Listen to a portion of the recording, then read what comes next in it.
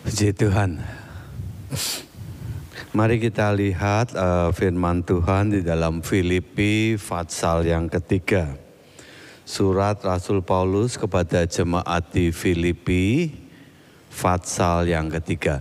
Saudaraku, surat ini ditulis ketika Rasul Paulus ada di dalam penjara di Roma, saudaraku ya. Kira-kira tahun 60 Masehi, sekitar itu 60-62 Masehi. Jadi bukan ketika dia sedang ngalamin berkat Tuhan, lagi sukacita, saudaraku, enggak. Secara jasmani sebetulnya surat ini ditulis di dalam satu kondisi yang secara daging enggak nyaman. Karena ditulis di dalam penjara, saudaraku ya. Dan diperkirakan dia dibantu oleh anak rohaninya yaitu Timotius di dalam menuliskan surat ini, saudaraku. Mari kita lihat pasal 3 ayat yang ke-10. Kita baca sama-sama, saudaraku ya. 2, 3. Yang ku kehendaki ialah mengenal Dia dan kuasa kebangkitannya dan persekutuan dalam penderitaannya, di mana aku menjadi serupa dengan Dia dalam kematiannya. Ini mungkin bukan ayat mas yang kita suka buat kemudian tempel di rumah supaya kita bisa baca terus, saudaraku ya. Karena biasanya ayat mas kan bicaranya berkat-berkat dan sebagainya, begitu saudaraku ya. Tapi ini satu kerinduan dari seorang rasul, saudaraku, yang dalam kehidupannya dipakai dengan sangat luar biasa oleh Tuhan, mendirikan banyak jemaat, saudaraku. Dan di dalam diri rasul ini, saudaraku, ada satu kerinduan yang menurut saya menjadi prioritas dalam kehidupannya. Dan mungkin bisa kita teladani, saudaraku, satu prioritas dalam kehidupan sebagai anak-anak Tuhan, yaitu yang aku kehendaki ialah yang pertama mengenal Dia, yang kedua kuasa kebangkitannya, yang ketiga persekutuan dalam penderitaannya. Dengan 3 hal ini kalau sudah di-achieve, sudah dicapai, saudaraku, Paulus berkata, di mana kalau itu sudah tercapai, aku menjadi serupa dengan Dia dalam kematiannya. Dan saudaraku, kita perlu perhatikan urutan-urutan yang Rasul Paulus berikan. Yang pertama apa? Mengenal Dia. Yang kedua baru mengenal kuasa kebangkitannya. Yang ketiga baru persekutuan dalam penderitaannya. Ini nggak boleh dibolak-balik, saudaraku. Dan ini perlu kita amati, kita perhatikan dengan baik-baik. Yaitu yang pertama-tama, prioritas pertama dalam kehidupan Rasul Paulus yang dia pengen kejar, bukan kuasa dulu, saudaraku. Kadang kalau nomor satunya dilompati, nomor 2 bukan jadi berkat tapi suka jadi malapetaka, saudaraku. Jadi kita tahu bahwa ada banyak hamba-hamba Tuhan, atau mungkin kalau saya nggak boleh pakai kata banyak, beberapa hamba-hamba Tuhan yang nomor 2 lebih kuat, saudaraku. Yaitu ngalami dipakai di dalam kuasa kebangkitan Tuhan.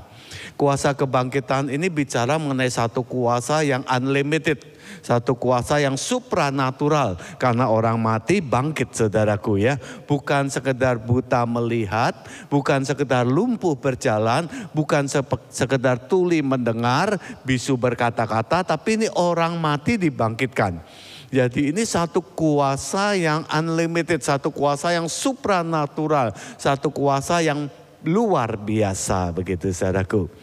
Lah kalau kadang kita dengar bahwa beberapa hamba-hamba Tuhan operasi di dalam kuasa kebangkitan itu jauh lebih menonjol, saudaraku.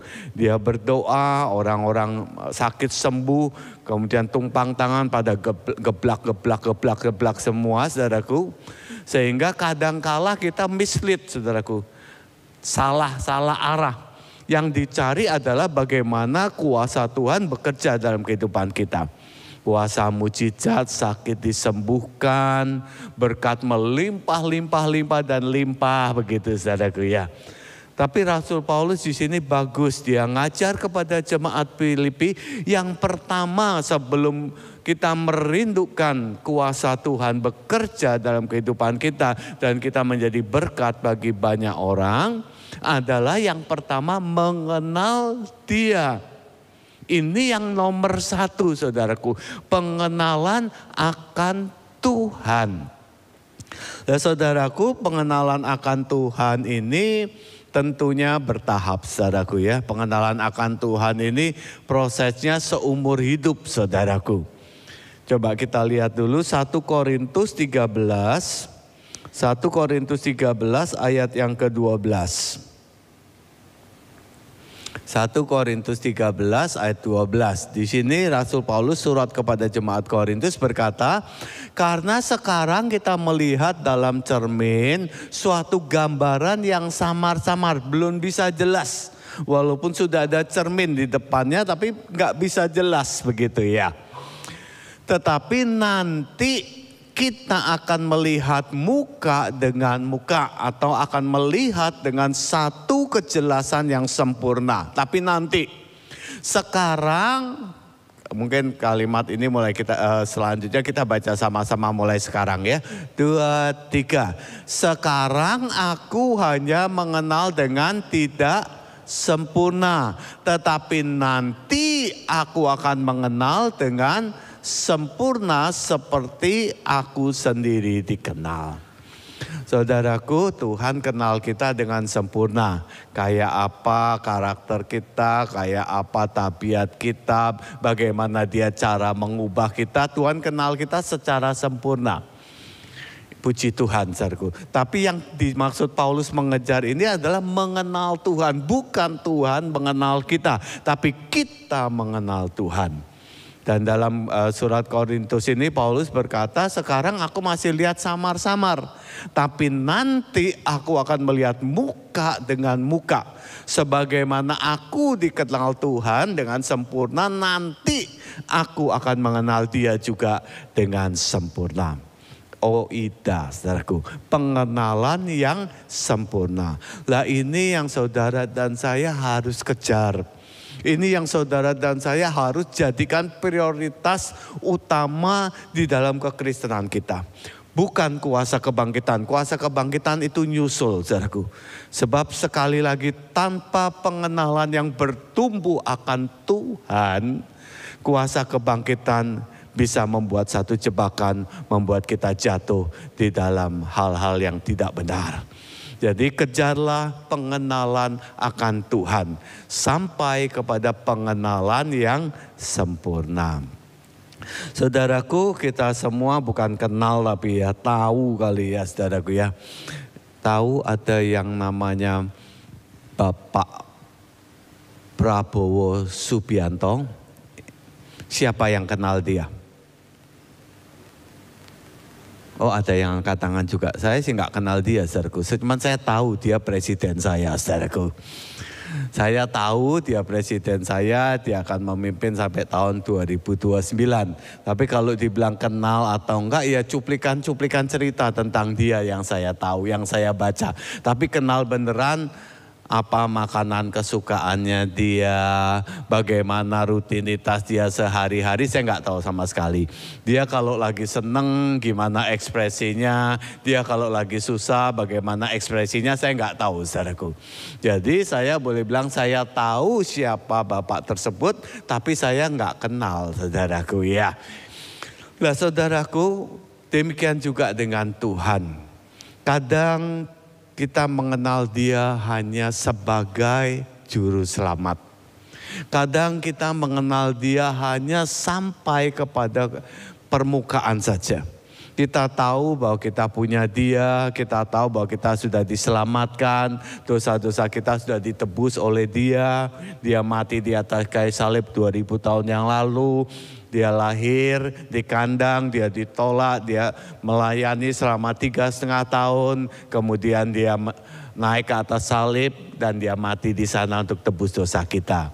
Supaya barang siapa yang percaya tidak binasa melainkan beroleh hidup yang kekal. Nah kita kenalnya tuh sampai di situ. Kita taunya tuh hanya sampai di situ.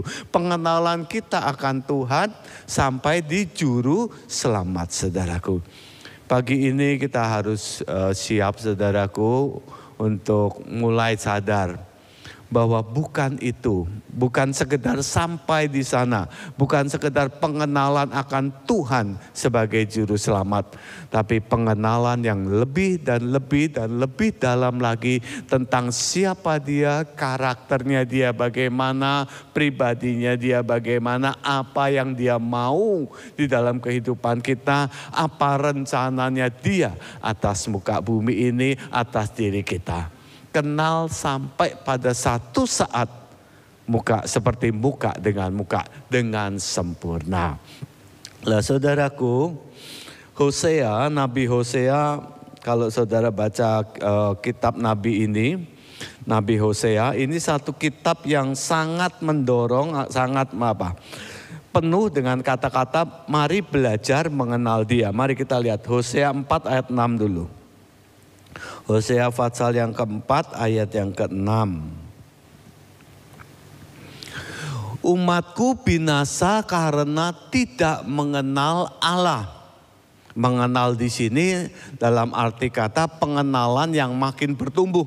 Karena bangsa Israel sejak dari Nabi Abraham dia bilang aku punya Elohim, aku punya Yahweh, aku punya Allah, begitu saudaraku.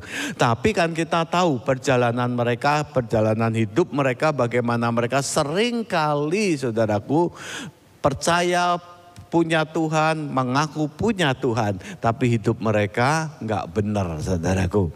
Lah, di sini Hosea berkata, umatku binasa karena tidak mengenal Allah, bukan mengenal secara cuman agama, bukan sekedar pengakuan, tapi sungguh-sungguh mengenal akan pribadinya Tuhan, akan keinginan hatinya Tuhan. Lah itu saudaraku yang harus saudara dan saya kejar. Saudaraku, sadarkah kita apa yang Tuhan inginkan di dalam hidup kita secara pribadi? Secara umum kita tahu bahwa dia mengasihi kita, dia sangat baik sama kita, dia menyertai kita senantiasa. Tapi saudaraku, apakah kita tahu secara spesifik, secara pribadi apa yang dia mau di dalam hidup kita? Itu pengenalan yang lebih dalam lagi, bukan pengenalan yang general, saudaraku. Umatku binasa karena tidak mengenal Allah, karena engkaulah yang menolak pengenalan itu dan seterusnya, saudaraku. Tapi kalimat yang pertama kita perhatikan, umatku binasa karena tidak mengenal Allah. Jadi saudaraku, kebinasaan di sini bisa mungkin kebinasaan secara fisik, tapi menurut saya ini lebih berbicara kebinasaan secara rohani. Adam dan Hawa setelah makan buah pengetahuan baik dan jahat itu secara fisik masih hidup, saudara. Tapi mereka mengalami kematian secara rohani yang dimana Tuhan harus turun dan memulihkan kembali supaya manusia kembali ke dalam Bapa. Jadi saudaraku, pengenalan akan Tuhan yang makin lama, makin dalam, makin bertumbuh itu perlu untuk saudara dan saya kejar. Coba cek, kita mungkin sudah sekian puluh tahun ikut dia. Pengenalan kita akan dia, akan pribadinya dia, akan kehendaknya dia, akan kemauannya dia, baik secara umum maupun secara pribadi khususnya buat kita itu apa. Apakah kita sudah tahu dan kita berjalan menuruti akan maunya Tuhan dalam hidup kita. Saudaraku, ada beberapa hal yang akan terjadi ketika kita bertumbuh di dalam pengenalan akan Tuhan. Mari kita lihat Daniel pasal yang ke-11. Kitab Daniel pasal yang ke-11 ayat yang ke-32. Daniel 11 ayat yang ke-32. Mungkin nanti kita baca terus sampai ayat yang ke-35 ya saudaraku. Ayat 32, dan orang-orang yang berlaku fasik terhadap perjanjian akan dibujuk, ayat 32, akan dibujuk dengan kata-kata licin, tetapi umat yang mengenal Allahnya akan tetap kuat dan bertindak. Dan orang-orang bijaksana di antara umat itu akan membuat banyak orang mengerti, tetapi untuk beberapa waktu lamanya mereka akan jatuh oleh karena pedang dan api, oleh karena ditawan dan dirampas. Sementara jatuh mereka akan mendapat pertolongan sedikit dan banyak orang akan menggabungkan diri kepada mereka secara berpura-pura. Ayat 35, sebagian dari orang-orang bijaksana itu akan jatuh.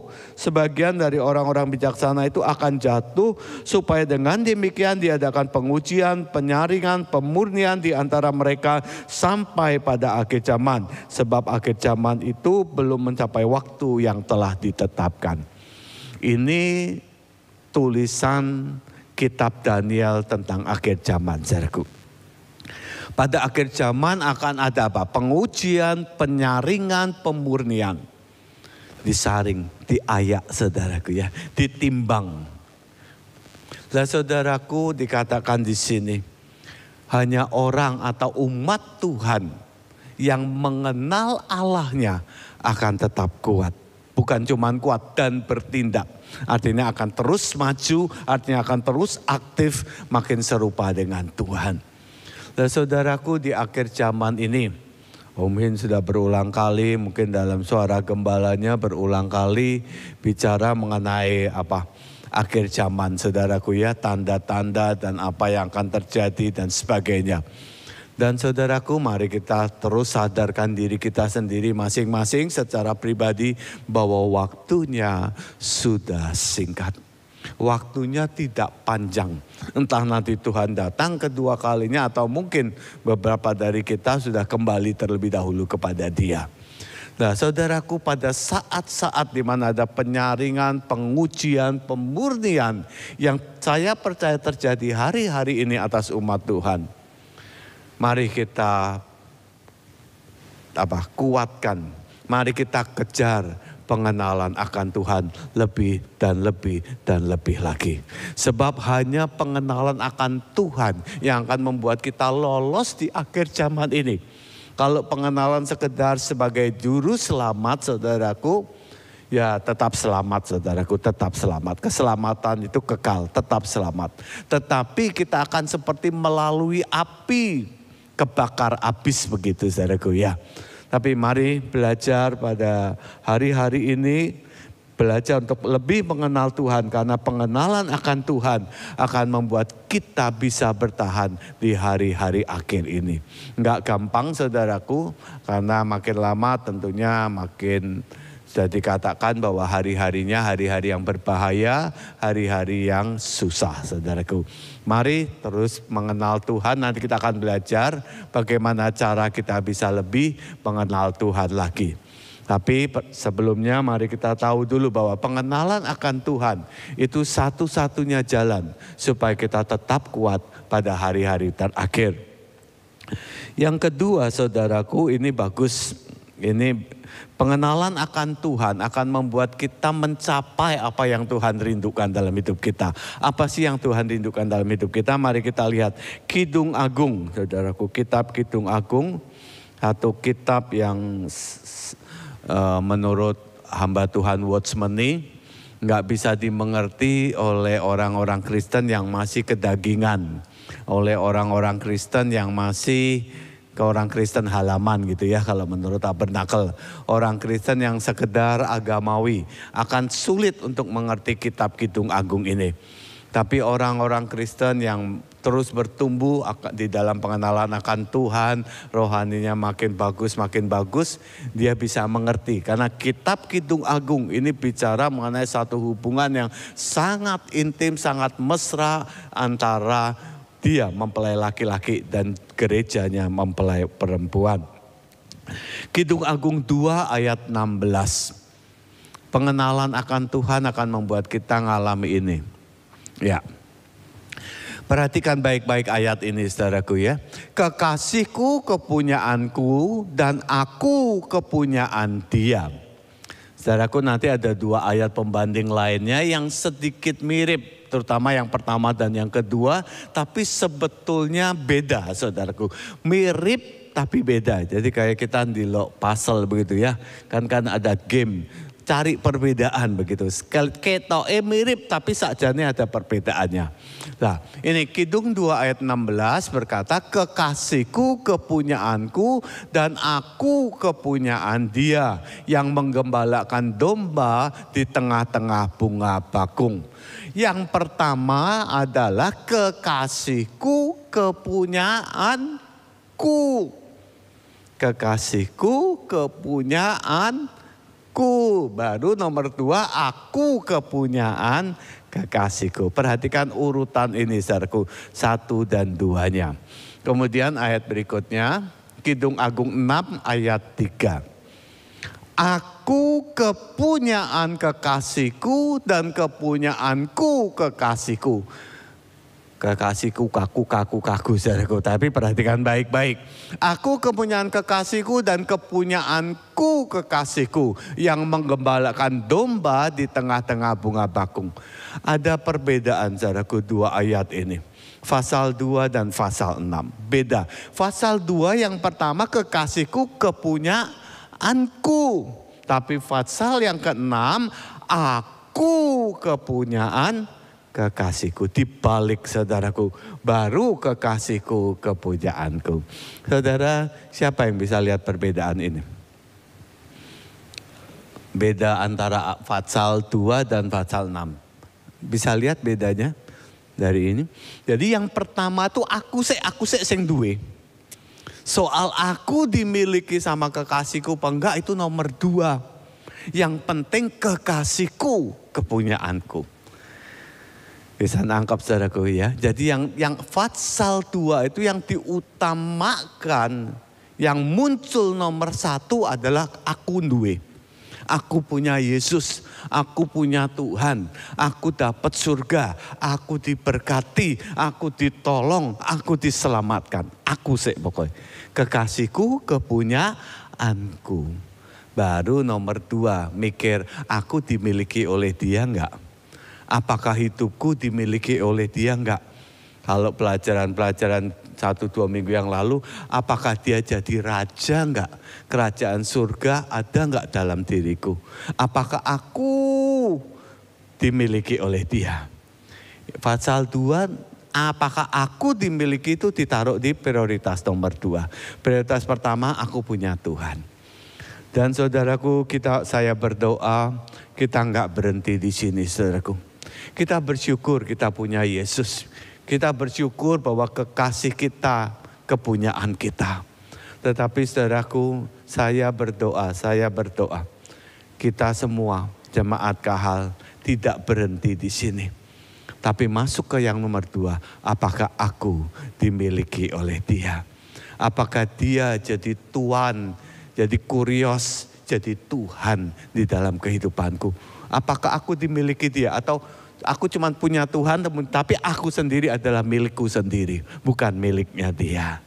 Kita berbuat semaunya kita, apa yang kita anggap baik kita kerjakan.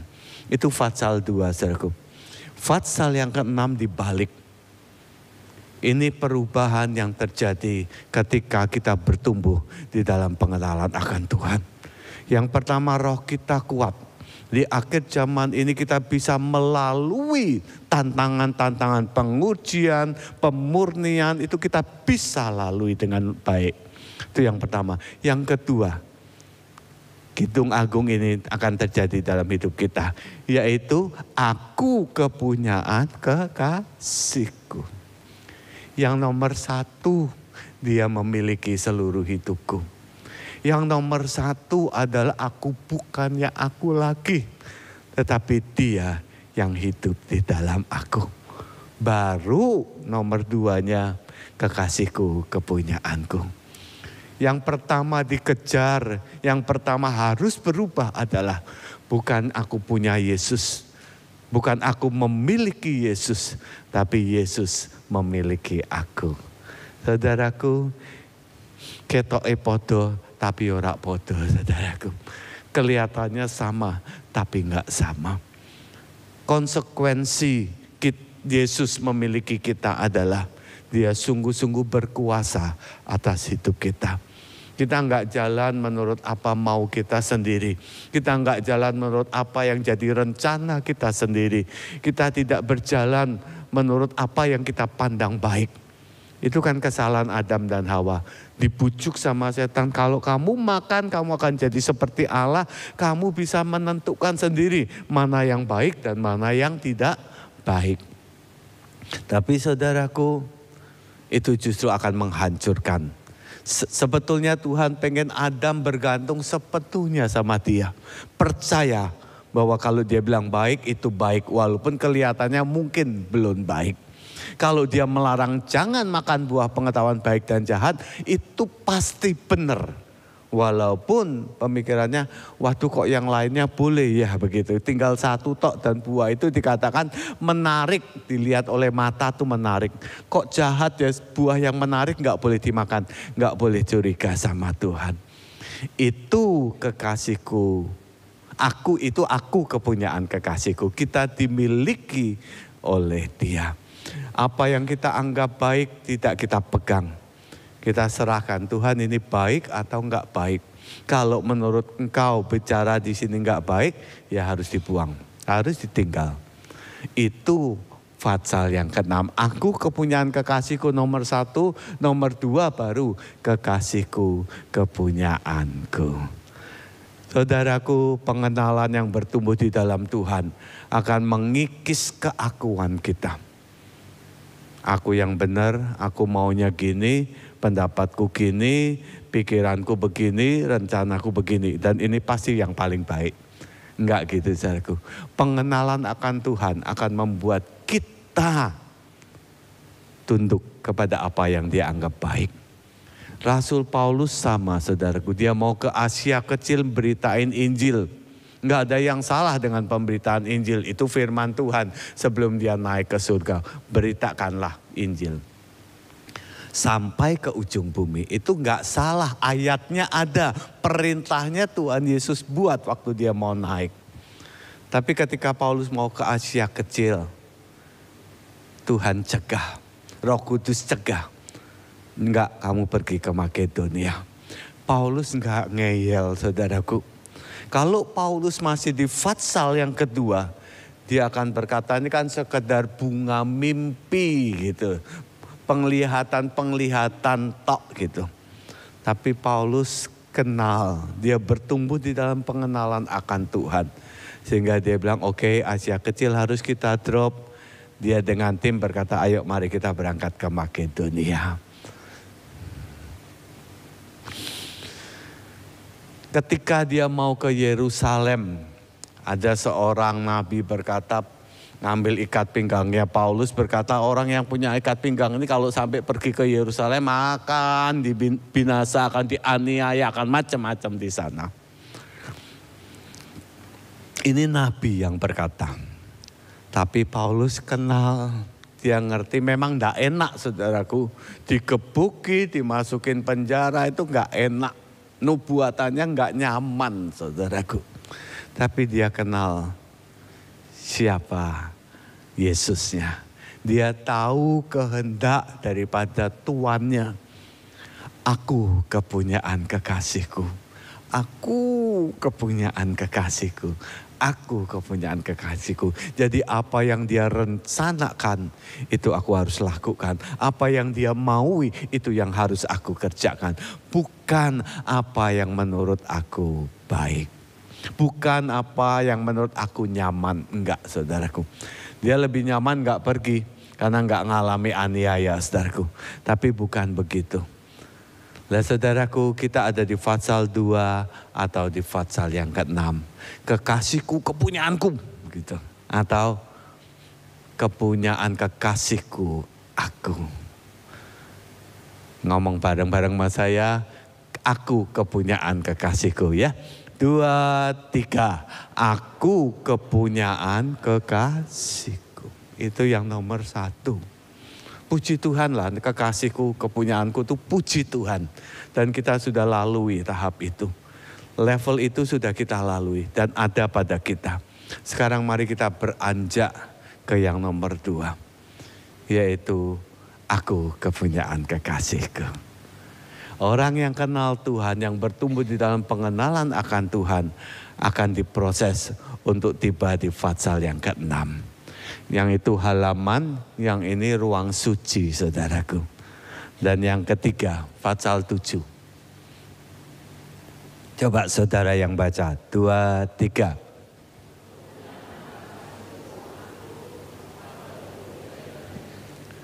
Hilang saudaraku, kekasihku, kepunyaanku ini hilang. Hilang. Kepunyaan kekasihku aku. Kepunyaan kekasihku aku. Kekasihku, kepunyaanku kayak hilang saudaraku. Karena di Fatsal yang ke-7 itu udah hilang. Akunya tuh udah lenyap saudaraku. Yang penting dia memiliki aku. Yang penting dia jadi raja di dalam kehidupanku. Yang penting dia menjadi penentu apapun yang aku putuskan. Yang penting dia menjadi penentu apapun yang aku maui. Yang aku kerjakan, yang aku lakukan. Haleluya. Bisa nangkap saudaraku ya. Pengenalan akan Tuhan yang pertama akan membuat kita tetap kuat. Roh kita kuat di tengah-tengah pengujian, penyaringan, pemurnian yang terjadi hari-hari ini. Diuji lewat apa? Masalah ekonomi, masalah pelayanan, masalah keluarga. Diuji. Kita akan tetap kuat dan bertindak. Bukan cuma kuat tapi bertindak saudaraku.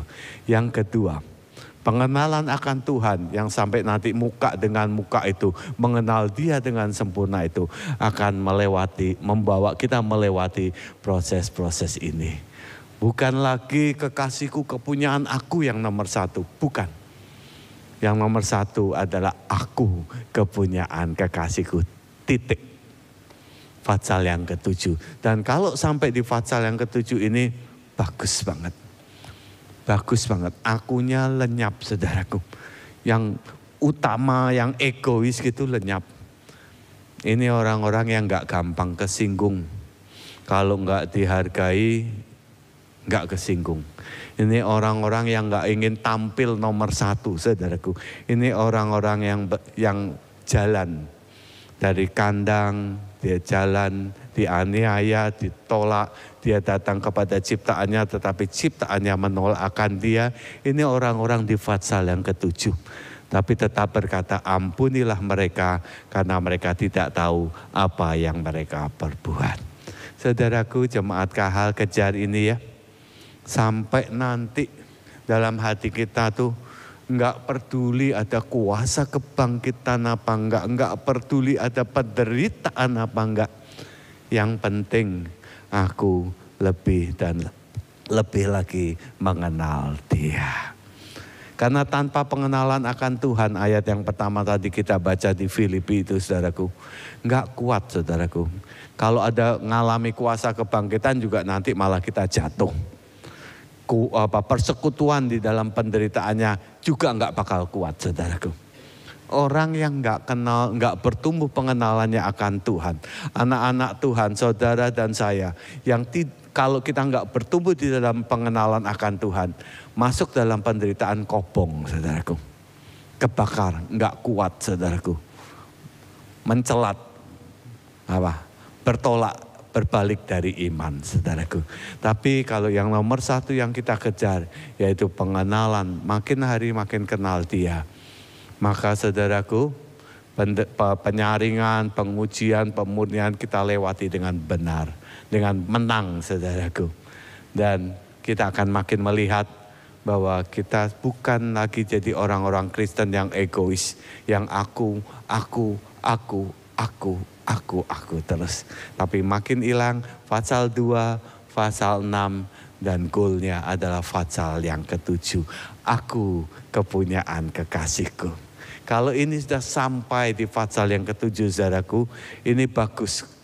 Kepadaku gairahnya tertuju. Ini enggak disebut di Fatsal 2 dan Fatsal 6. Ini masih yang menggembalakan domba di tengah-tengah bunga bakung, yang keluar masih itu.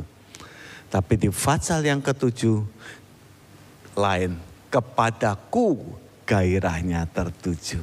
Artinya Tuhan senang banget sama orang-orang di pasal yang ketujuh. Yang gak ada bau dagingnya. Kan kita kan seperti persembahan saudaraku ya. Persembahan dibakar kan kadang ada bau. Nah ini gak ada bau dagingnya saudaraku. Sudah bau lemak, bau yang wangi saudaraku. Aduh, waktu Tuhan hirup, kehidupan orang di pasal yang ketujuh ini Tuhan hirup. Aduh enak gitu, kayak nasi goreng babat hengki saudaraku. Menggoda, membuat kita jadi kepengen saudaraku. Mari jemaat Kahal kita kejar pasal yang ketujuh, amin. Ngomong bek sebelah dan belakangnya pasal 7 ya. Ya, kanan kiri sama belakang. Pasal yang ke-7. Jangan di pasal yang kedua, saudaraku. Starting ya nggak apa-apa lah, awal nggak apa-apa. Pasal yang kedua. Pertama bertobat nggak apa-apa lah, pasal yang kedua oke-oke lah gitu. Tapi ojo kesuwen ning kono, saudaraku. Jangan kelamaan di sana. Ayo cepat jalan ke pasal yang ke-6. Dan kalau sudah pasal yang ke-6, ini kan dia sudah pengen datang. Ayo kejar Tuhan buat aku sampai di pasal yang ke-7. Tarik aku. Nah, perlu sembahyang satu doa yang sangat favorit di zaman pertobatan saya 7980 itu. Tuhan paksakanlah kehendakmu di dalam kehidupanku. Minta tolong Tuhan maksa. Jadi kalau ndablek dijewer sampai telingane dowo kayak kelinci begitu saudaraku. Paksakanlah supaya aku tiba di pasal yang ke-7. Bukan apa yang enak bagi aku. Bukan apa yang menguntungkan aku. Tapi apa yang menguntungkan dia. Apa yang baik buat dia. Bukan apa yang baik buat aku. Kepadanya gairahnya tertuju. Asik saudaraku. Wah kalau udah gini nih kayak Daud dulu. A man after my own heart. Orang yang aku berkenan kepadanya. Wow. Kejar itu saudaraku ya. Jangan 2, jangan 6 tapi 7. Haleluya. Saudaraku itu yang akan kita alami ketika kita terus mengejar pengenalan yang bertumbuh makin hari makin kenal akan dia. Sekarang bagaimana bagaimana kita bisa bertumbuh di dalam pengenalan akan dia. Karena ini kan harus kita kejar saudaraku ya. Sekarang bagaimana caranya? Mari kita lihat Daniel pasal yang ke-6. Daniel pasal yang ke-6 ayat yang ke-11. Ini kisahnya pada zaman Darius saudaraku ya, Raja Darius orang Media saudaraku ya. Jadi karena ada orang-orang pejabat-pejabat yang cemburu sama Daniel. Karena Daniel terus naik gitu ya. Jabatannya terus naik makin lama makin tinggi. Padahal ini kan orang Israel bukan orang Media saudaraku. Jadi banyak pejabat yang iri gitu ya. Pengen nyikut Daniel, pengen jatuh ke Daniel. Kemudian mereka coba cari kelemahannya Daniel itu di apa sih? Dia korupsi apa enggak begitu ya. Dia kerjanya males apa enggak. Pokoknya dicariin kesalahannya Daniel. Dan tidak ditemukan. Kemudian mereka lihat. Ini kok Daniel ini setiap hari 3 kali naik ke sotoh rumahnya sembahyang berdoa kepada Allahnya dia. Bukan Allahnya orang Media saudaraku. Oh muncullah. Setan masuk, ular masuk, kasih pikiran. Oh berarti kita pakai aja ini karena dia korupsi. Enggak, dia takut akan Tuhan, dia jujur, dia sregep, dia rajin, dia dekat sama masyarakat. Kalau zaman sekarang, ayo kita cari kelemahannya.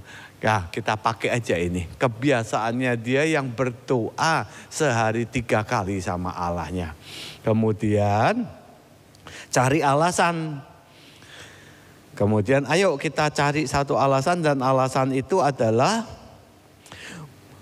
ngadep raja, bilang, ya Raja Darius, ayat yang ke-7, mungkin mulai ayat yang ke-7. Ya Raja Darius, kekalah hidup Tuanku, semua pejabat tinggi kerajaan ini, semua penguasa dan wakil raja, menteri, bupati telah mufakat.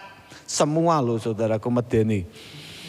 Supaya dikeluarkan kiranya suatu penetapan raja dan ditetapkan suatu larangan, agar barang siapa dalam 30 hari menyampaikan permohonan kepada salah satu dewa atau manusia, kecuali kepada tuanku ya raja, maka ia akan dilemparkan ke dalam goa singa. Oleh sebab itu ya raja, keluarkanlah larangan itu dan buatlah suatu surat perintah yang tidak dapat diubah lagi menurut undang-undang orang Media dan Persia, yang tidak dapat dicabut kembali. Nah ini saudaraku, ini kan kadang terjadi saudaraku ya, di pemerintahan di dunia ini, dibombong begitu ya. Jadi rakyat nggak boleh minta permohonan sama dewa atau orang siapapun, nggak boleh. Permohonan hanya boleh kepada tuanku raja. Gitu ya. Nah ini Raja Darius kena bombongan saudaraku. Tahu bombongan? Siapa yang nggak tahu? Tahu semua ya? Siapa yang tahu? Siapa yang nggak mudeng pertanyaan saya? Di apa toh bombong itu apa? Hah?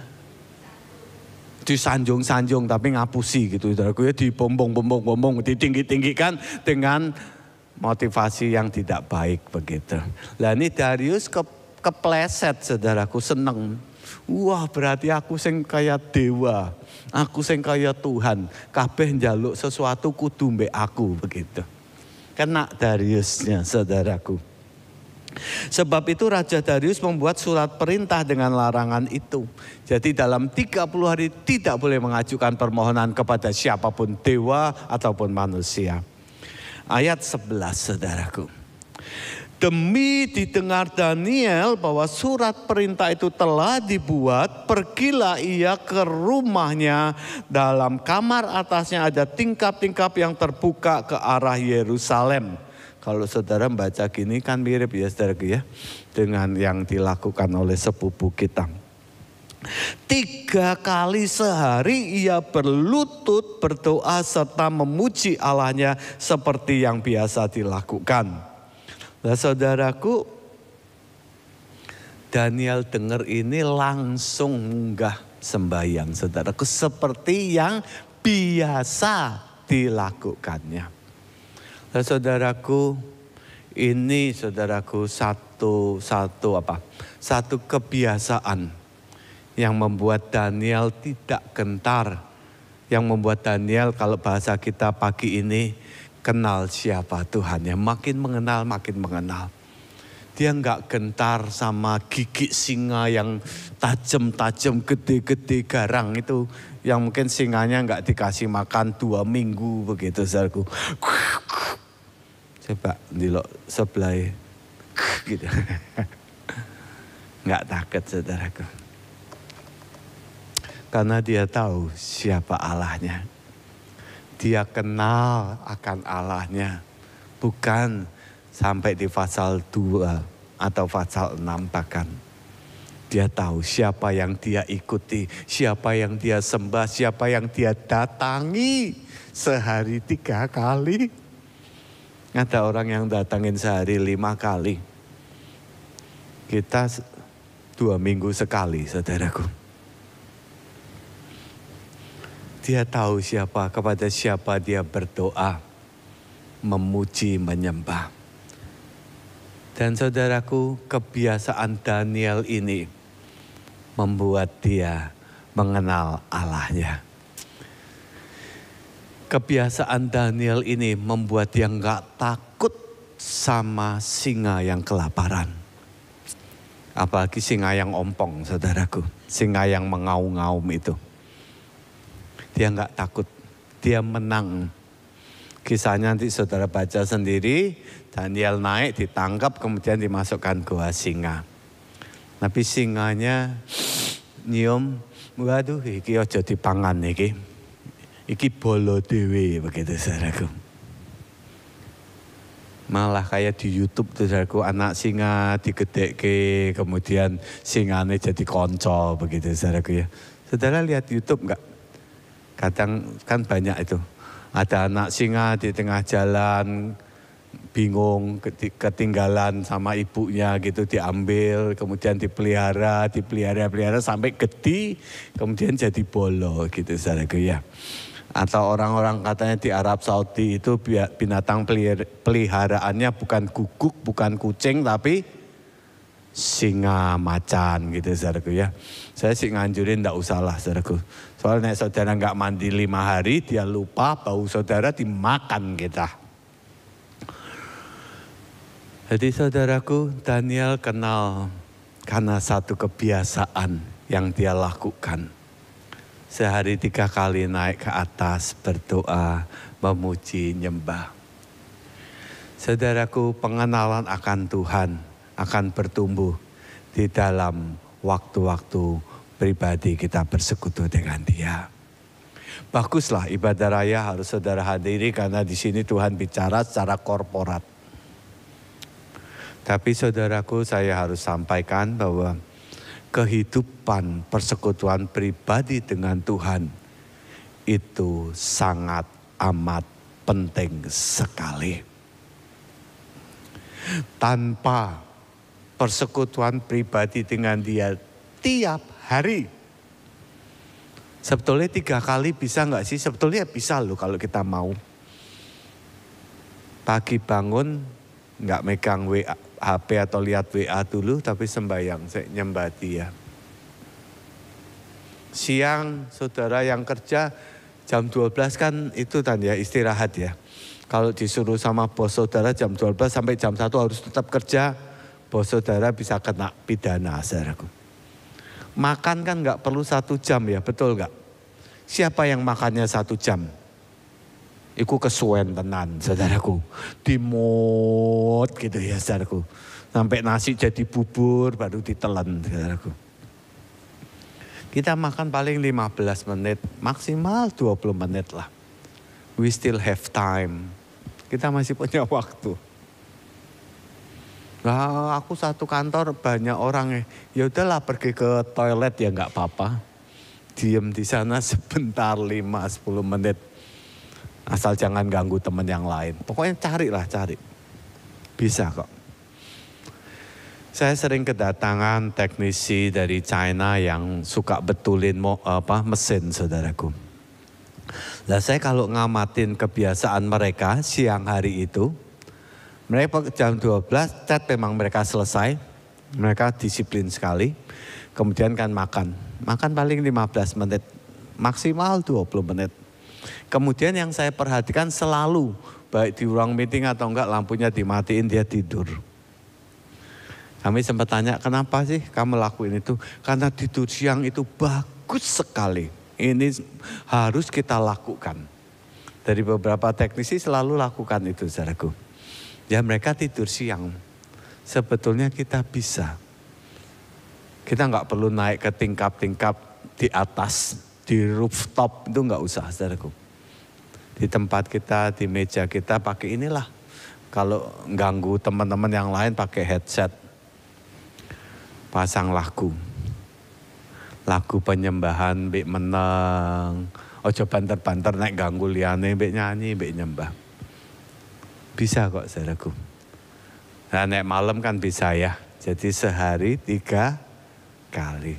Seperti yang biasa dilakukannya. Dan kebiasaan Daniel ini membuat dia semakin mengenal akan siapa Allahnya. Yang membuat dia enggak gentar ngadepin singa kelaparan, enggak gentar sama sekali. Mungkin dia seperti juga temannya 3 itu. Kalau Tuhan lepaskan, lepas. Kalau kami harus mati, biar kami mati. Tapi kami enggak akan menyembah patung yang Tuhanku dirikan. Ini kata-katanya siapa saudaraku? Sadrah, Mesakh, Abednego. Jadi bagaimana kita bisa bisa lebih mengenal akan Tuhan, persekutuan pribadi dengan Dia. Cari Dia, utamakan Dia. Bilang, Tuhan, hari ini aku mau di Fatsal 6 wis Tuhan. Nek sudah bawa aku sampai ke Fatsal yang ke-7. Nyembah Dia. Tim musik boleh masuk. Nyembah Dia. Hubungan sama Dia. Ambil waktu gak mau diganggu sama pekerjaan. Sama ini tantangan kita loh saudaraku ya.